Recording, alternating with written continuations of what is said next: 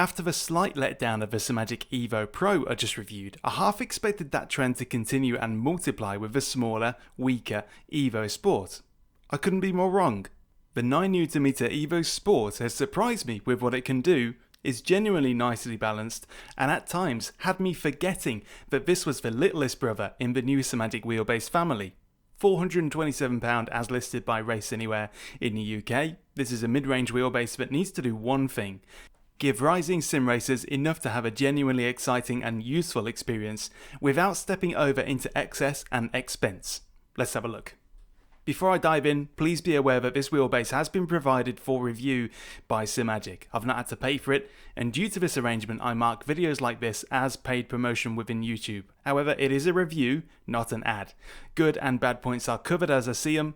Links to retailers that specialise in Simagic have been included down in the video description. Buying from any of those using those links helps support me directly. Thank you for doing so, but do check the full reseller list in case there's a more convenient option in your region than those I've handpicked. First up, a quick summary of what's ahead. At 9Nm, feedback is strong enough to represent an enormous upgrade over any entry-level wheel, so if you're running a starter sim racing setup, you won't be disappointed with this step up. Works great with iRacing, but even better in Le Mans Ultimate. Simagic just recently increased the warranty to 2 years minimum globally, which includes backdating for those bought before today. This removes one of Simagic's prior big weaknesses. It's one of the quietest direct drive wheelbases I've used, so if you're looking to keep the noise down, this is a good choice. Overall, I find the Evo Sport gives really full, well-balanced, mid-tier sim racing force feedback and acts slightly bigger and better than it technically is. I was impressed with it. There are enticing alternatives in its price range though, so it will just come down to what your heart's set on. In the box, the first thing you'll see are stickers. Simagic pops these in every box because they have pride in their work, clearly. The power supply and cables also line the top half of the box contents. Underneath that is the Alpha Evo Sport wheelbase itself. It's a dense piece of equipment and much heavier than it looks. With this in your house, the only thing with a higher concentration of mass will be the Icelandic yogurt you've forgotten about in the fridge. At the front of the wheelbase is the quick release shaft. This provides power and data to wheels you connect depending on compatibility. Simagic's own wheels will connect and operate wire-free, but you can also use third-party wheels from other manufacturers like Cube Controls or GSI, etc. on this as well by pairing them with a Simagic quick release. Because I've connected my third-party wheels, they require a coiled cable going from the wheel to the PC, but there is imminently also a USB quick release adapter coming, which will allow you to use most third-party wheels effectively wire-free as well. Point is, the Simagic Evo wheelbases don't force you to use Simagic wheels. They will work with almost any half-decent open platform wheel, such as my trusty old VRS wheel you can see here, or even big beasts like this Grid 911 wheel. The Evo wheelbases are bottom mountable as standard. This is what I've done with mine here, and they follow standard Fanatec patterns, meaning almost any cockpit or wheel stand out there will accept it. If you want to mount it any other way, side mounting brackets cost 30 quid for mounting on top of a profile cross section, or a front mount adapter costs about 50 quid if your rig is of a front mount type. Also visible at the front of a wheelbase is a set of pins which will eventually be a receptacle for add-ons like a display or dashboard, but none are currently available to test or review right now though, so for now it's an unused feature with no products yet ready to plug into it. At the rear are an array of sockets and USB plugs, however only this one USB socket can actually talk to third-party stuff such as wheels. The rest are dedicated to Simagic products only. They're not generic ports you can use for anything else, sadly. The Sport also has active cooling on board, in other words it's got a fan inside which kicks in when needed. I haven't caught it running yet and the wheelbase doesn't feel very warm after a solid hour of play, so for me at least it's just a background quirk. Even so, active cooling is something you don't see much of since everything went towards direct drive, and I think that's for good reason. I would much rather the cooling be purely passive, as that means no moving parts, nothing to fail that the wheelbase relies on to function at full pelt. Somewhat on topic if we're talking about things that might fail, Simagic's warranty was recently increased from a paltry 1 year to a more generous 2 years globally. Now although the EU enforced 2 years by law, It always bothered me a little bit that if they had a choice, Simagic would only give you 1 year.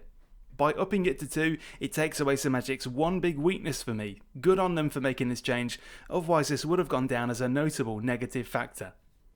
Once hooked up and bought online, a new and notable feature of the Evo line will appear, the Halo ring light. This reacts to telemetry and flags signalled by your simulator, and it does look good and work well, provided you can actually see it.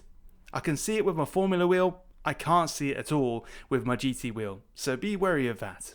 When sitting idle and looking at the rig though, it does give the Evo Sport a dash of personality, one which you can customise in the SimPro software with gradients and colour combinations, and it can be quite bright and effective. If you're a fan of a certain team, or even part of one, this is a fun little feature to have. Here you can see the ring light letting me know of blue flags in multi-class racing, just as an example. So on to driving, how does it feel? Where does the 9Nm rating truly put it, and to whom would this best suit? Firstly, I can confirm that the Evo Sport is perhaps the smoothest and silkiest wheelbase I've used so far in general. The marketing surrounding the zero cogging motor is merited, it's very smooth. In terms of strength, I'm finding that it is in the ideal mid-range sweet spot. I've been running it at 100% power, and whilst sometimes I can tell it's hitting the limit and can't do any more, 95% of what I feel through the Sport is within limits and well defined. It's got plenty of muscle, especially if you're just coming from an entry-level setup, or if this is indeed your first setup. It's in an excellent window force-wise to make the majority happy and give you a good, full taste of what serious sim racing force feedback is all about. In terms of detail, agility and responsiveness, the Sport is very good on this front too. Yes, stronger bases such as the Evo Pro can be more extreme and dramatic when it comes to things like rumble strips and crashes and hard curbs, but the Sport has more than enough detail to bring track features to life in a way that entry-level kit just can't do. In iRacing, you'll get a great, well-balanced portion of strength, agility and detail. It can be strong enough to convey weight transfer and grip loss very well, as you can see on screen as I wrangle the super formula around Virginia, catching slides, cancelling step-outs, something you cannot do this well unless your wheelbase is communicating volumes of feedback data well. In Le Mans Ultimate, I found once again that there's just the right balance of outright cornering resistance that helps you feel the heft and weight of the car, alongside the higher frequency immersion elements like rumble strips and bumps.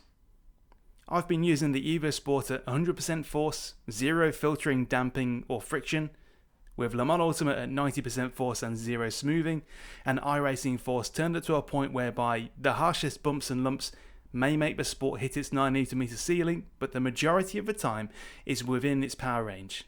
I've enjoyed my time with the Evo Sport because it outperformed my expectations, and there were many moments, wide windows of time, where I thought to myself, I don't miss the Evo Pro I've just reviewed at all. I've won 2 races in Le Mans Ultimate, and one of them was my most recent one whilst testing this. It's really good.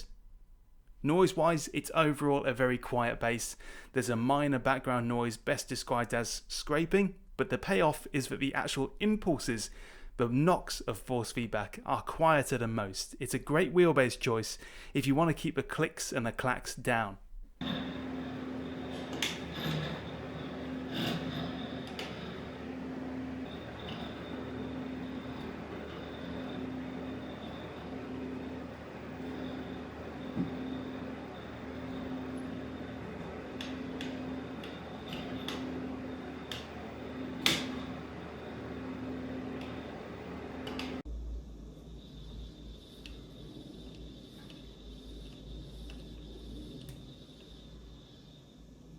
So, why didn't I like the Evo Pro as much as I seem to like this? Well, for the same reason I prefer the 18Nm Acertec Forte over the 27Nm Invicta. It just comes across as a better product when you take cost into account. Of course, if you could take cost out of the equation, I would choose the Pro, but you can't. I'm putting my reviewer head on, and my reviewer head says the Sport beat my relative expectations, and the Evo Pro kinda didn't. The Evo Sport is like a well-proportioned English breakfast, sensible amounts of everything so that you can finish the whole plate with nothing left over. It's just right.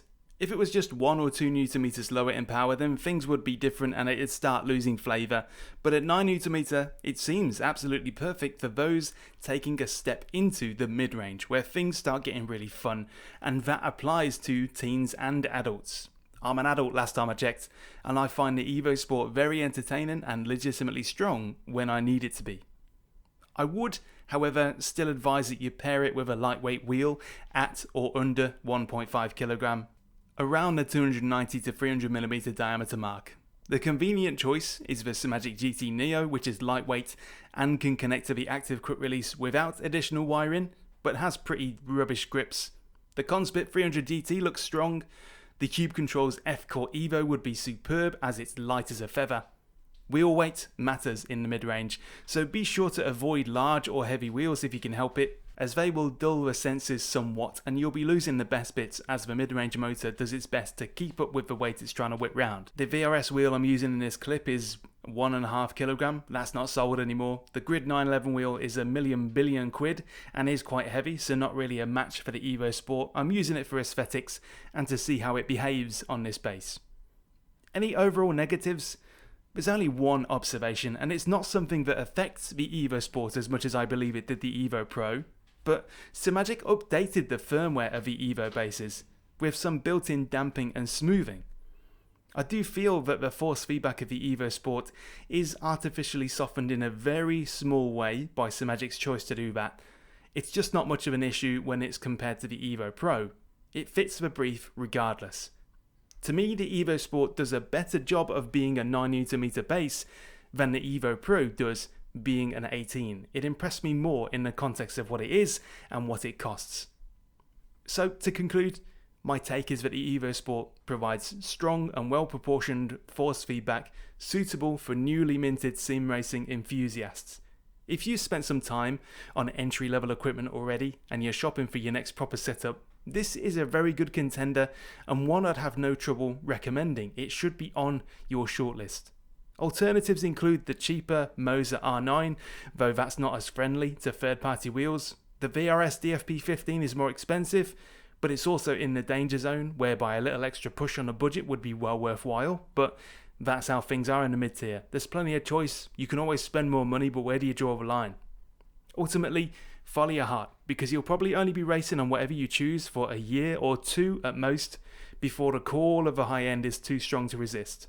The role of a good mid-range base like this is to make your journey there thoroughly enjoyable, and I would entrust the Evo Sport to carry you well. That's it for now. Thanks for watching, and I hope you found it informative and entertaining. Don't forget that if you do proceed to buy Simagic hardware, you'll find linked retailers in the description. Using those links supports me at no added cost to you, and thank you for doing that. Cheers again.